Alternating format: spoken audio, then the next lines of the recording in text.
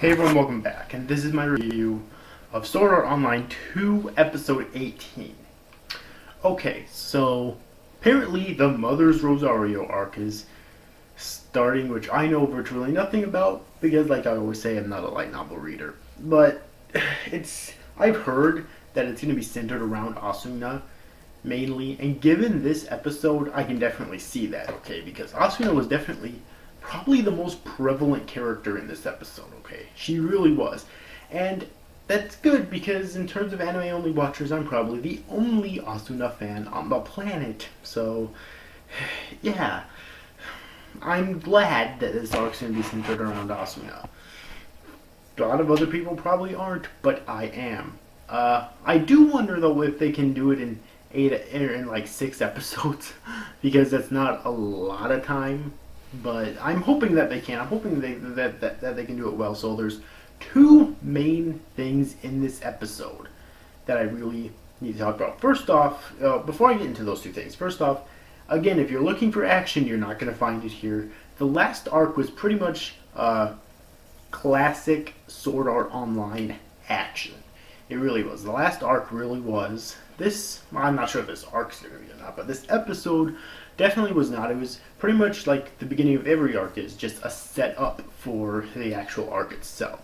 So I predict that probably in the next episode is when we're really going to lead into the arc in general, okay, and actually get a lot of development with it. So, anyways, though, aside from that, there's 2 major things in this episode that I want to talk about. Okay, the first thing is this whole notion about the sword skills. And apparently I've heard that this is something that they didn't really explain very well in this episode, so I was told a little bit about it. Apparently the sword skills are like given to like the person with the best like sort of like speed and reflexes. Okay, so that's why in the first season Sword Art Online, that's why Kirito got the sword skills.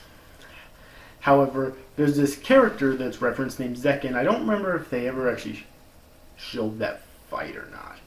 But his name is Zekken, and apparently Kirito claims that if he was actually in Sword Art Online, the game, he would have gotten the sword skills. That's how fast he is, and that's how quick that his reflexes are.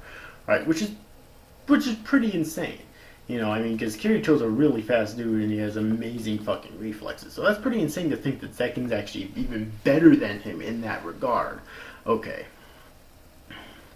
Is it the same way now? Because Kirito's obviously played a lot more, so he's a lot better now. Who knows? But I assume that we're going to see a major fight between either him and Zekken in this arc, or between Asuna and Zekken in this arc, because Asuna was claiming that she wants to fight him, or maybe they'll both team up to fight him. Who knows? Considering how much he was built up in this episode, though, I'm guessing he's probably going to be like the final villain of this arc, which would also mean that he's going to be the final villain of this season. Okay. So, yes. But anyways, though. That's the first like major thing I want to talk about. Also, we got to see the entire crew go back into Sword Art Online finally, and they kind of skipped over getting up to the 22nd floor, but I'm really glad, because if they would have shown all that, either they would have had to show it in this episode, which would have been extremely fucking rushed and cluttered, or they would have had to spread out between with the rest of the season. They wouldn't have had nearly enough time to even get there. Okay, so I'm really glad they actually did skip over it, quite honestly. And apparently they arrived at the like old log cabin. Okay. That was in season 1 that Asuna and Kirito bought with their gamer points, basically. I don't think they call them their XP or whatever. And then they bought it and basically lived in there together. Okay. So that was actually kind of nice, because some of my favorite scenes in the first season of SAO was the scenes with Asuna and Kirito. I know, I'm a radical in that regard. I'm probably the only person ever who thinks this way, but I don't give a fuck, okay? That being said, so I do really like that came back, and I really like they're entering SAO once again. They're entering Sword Art Online once again, but that begs the question, will Akihito Kayaba return, because when he disappeared in SAO1, there were strong fucking hints and foreshadowing that he was going to return again, that he was not gone forever. Okay, and quite honestly, well, there's still more to do with his character. So if they're in Sword Art Online again, who's to say that Akihito Kayaba won't return? You know what I mean? I personally think that it is a strong possibility. Okay, I'm not saying that it will, obviously, because obviously I don't read light novels like I always say, but I still think that's a strong possibility. All right, so I do really like the fact that they are back in Sword Art Online once again, and yeah, and we also got lots of really good dialogue in this episode, revolving around Asuna. Okay. This is what I said at the beginning of the video, that where this episode is heavily Asuna-centric. Okay. Heavily. Because, first off, we learn a little bit more about her past, that apparently she came from like a rich family in Kyoto, Japan, and whenever she went back there recently and she had to like always wear a kimono and kneel down everywhere she went, and apparently her parents are trying to arrange certain marriages for her, because for probably one of two reasons. Either they don't like her relationship with Kirito, which is fucking stupid because she's happy with him, obviously, or because they're fucking douchebags and they want to arrange her own daughter's fucking marriage. Both reasons are fucking retarded, and I think they're both fucking equally retarded as well. You do get that a lot, though. So we did learn about that, and it's kind of similar to in Season 1 when that fucking douchebag tried to fucking marry her, okay? I don't remember his name. He was like the final villain of Season 1. God damn it. And her parents tried to arrange her to marry him. It's kind of a similar thing. Now, I don't know if all of the other people that they tried to get to arrange to marry her are nearly as bad as him. I'm kind of hoping not. I'm kind of hoping that was just a fluke and they actually are able to pick respectable men for her to marry, even though she still doesn't want to marry any of them. But regardless of that, though, okay.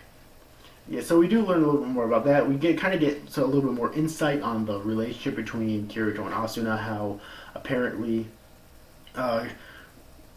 when Asuna was in,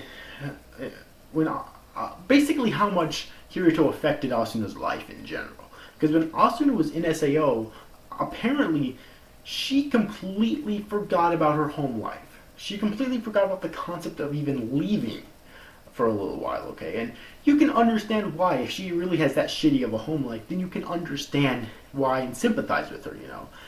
Why she wouldn't want to leave, why she might forget about the concept of leaving, you know what I mean? And so Kirito, she kind of forgot about it when she met Kirito and they kind of fell in love and whatnot. You kind of get a little bit insight on that as well. So that's probably my favorite part about the episode. Okay, but I also love a lot of the foreshadowings in this episode as well, mainly revolving around, that Zekken guy, that the possibility the two of them are going to be fighting, the other possibility we're going to get a lot more, or that Asuna and Kirito might actually be fighting Zekken together. Whether he's going to be like a villain or he's going to help him out in the end, who knows though. And the possibility that we're going to get a lot more actually I've been told that we're going to get a lot more insight on Asuna throughout this arc, so by light novel readers, so that's probably going to be the case. Okay, but either way, overall, this week's episode of Sword Art Online 2 was very good, okay? Like all first episodes of the arc, it was pretty much just a setup, but it did more than just set up. All it really did is set up. It set up a lot of stuff. It set up future battles, perhaps, and also Asuna's character, the setting, which is going to supposedly be the game Sword Art Online again. The game that this series is fucking named after. Imagine that. Imagine it taking place in its titular game. again. You know what I mean? And yeah. So, anyways, if you have yet to see this week's episode of Sword Art Online 2, then I definitely recommend you do. I thought it was a very good episode. I really enjoyed it, and I cannot wait for next week's episode. 18, 19, 20. There's only 6 episodes in this series left. It's here. So when's it gonna end? 2, 3, 4, 5, 6.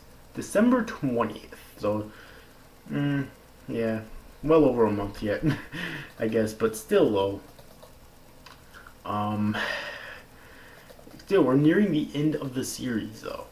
Honestly, it feels like it just started and now it's closing to an end very soon here. So yeah, but anyways, overall, I hope you enjoyed this review, guys. Thank you for watching. Bye bye.